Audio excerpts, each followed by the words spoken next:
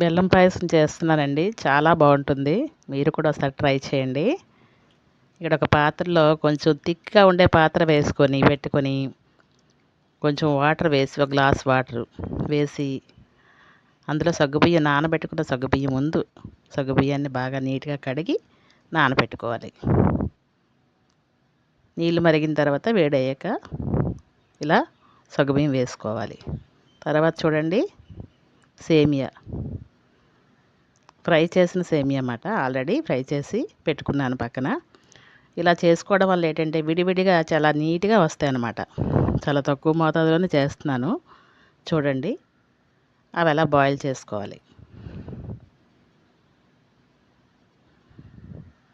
చూడండి, చాలా చక్కగా బాయిల్ అయ్యాయి.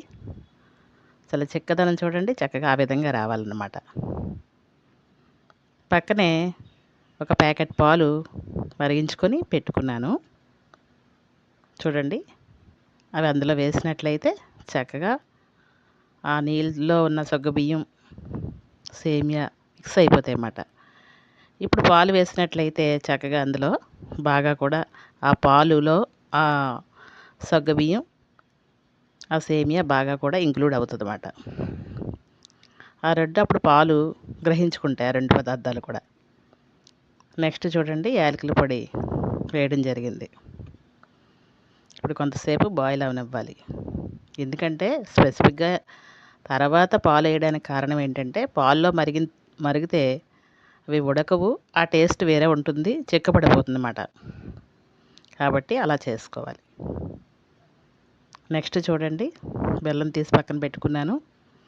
నేను ఒక 7 చిప్స్ వేసుకున్నాను. ఇది చక్కగా తక్కువ సమయంలో క్విక్గా చేసుకోవచ్చు అనమాట. అందుకు పక్కన పాకం పెట్టుకుంటున్నాను.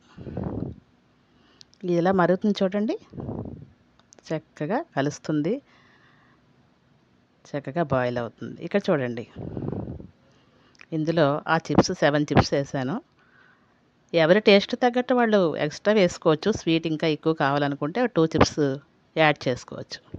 ఆ పాకాన్ని కరగనివ్వాలంతే. నీటిలో కరగనిచ్చి ఈ పాత్రలో పోయాలన్నమాట. అలా చేసినట్లయితే పాలు విరగవు.